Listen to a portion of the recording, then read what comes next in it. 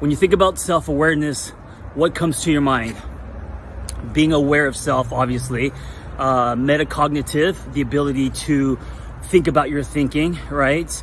The ability to create a safe space, active listening, all of that. But here's a giant piece of self-awareness that I think most people overlook or don't even know or think about, and that is what is running underneath. And so what I mean by that is, because of our stories, because of the way we were brought up, because of the collection of our experiences, because of the trauma, the pain, the heartbreak, or whatever, we have these records, we have these things that are running underneath all the time. They are buried in our subconscious. And most of our decisions come from that place, right? So, for example, if you have a broken record, if what's running underneath is I am not lovable, and that is tied to what happened in the past.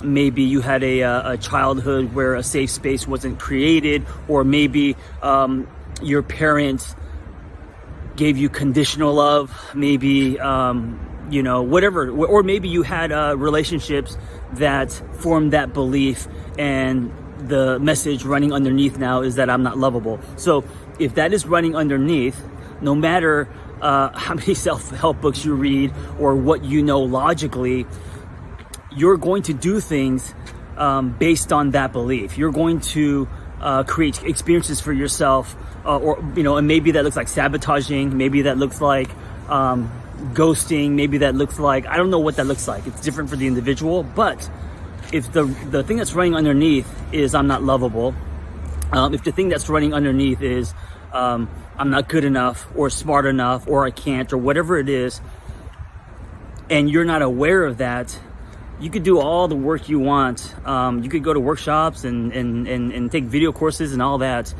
Your life isn't going to change that much.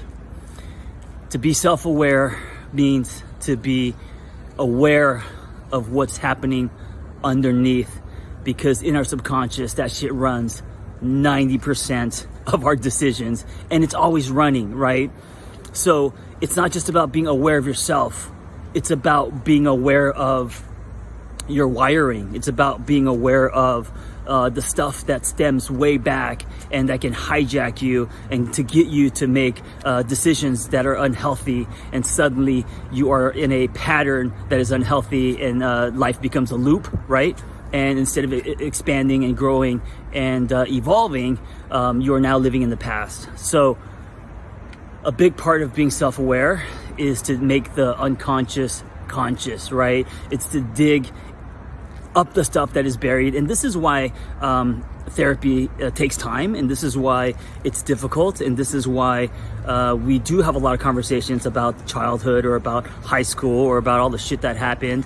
I know for me, and this is a good example, I was eating pizza, listening to Dax Shepard's podcast, and his guest was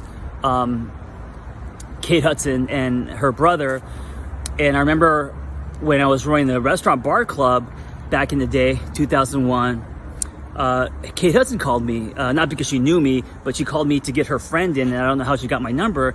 And it triggered this whole revelation that what's running underneath for me, that has been since I was a little kid, is this desire to fit in, right? This desire to be a part of the cool kids.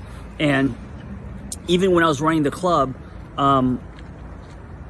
I felt like an outsider because I wasn't the guy that was at the door promoting the club, pretending like it was mine. I was the guy in the back washing dishes, right? I was still an outsider trying to get in, even though it was my own club, right? Or supper bar or restaurant bar or whatever. It wasn't like a dance club. And I could remember even when I was a kid in the 80s, because I grew up in a predominantly white, Caucasian, blonde hair, blue eyes, surfer kind of world, I always felt like an outsider. And so the way that I try to fit in was through ability, breakdancing, skateboarding, and it wasn't fake. I actually loved doing active things, but that was my ticket into the party, right? And then as I was growing up, college, high school, I was very lucky in that I was able to get into the quad or with the cool kids and stuff.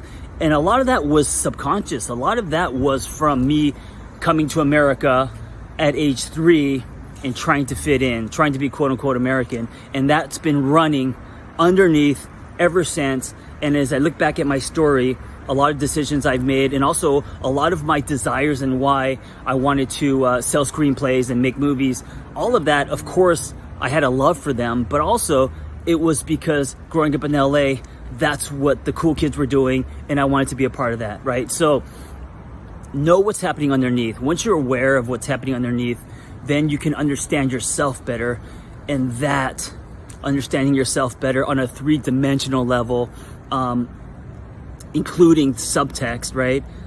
That is self-awareness. It's not just being aware of why you do things or why you react.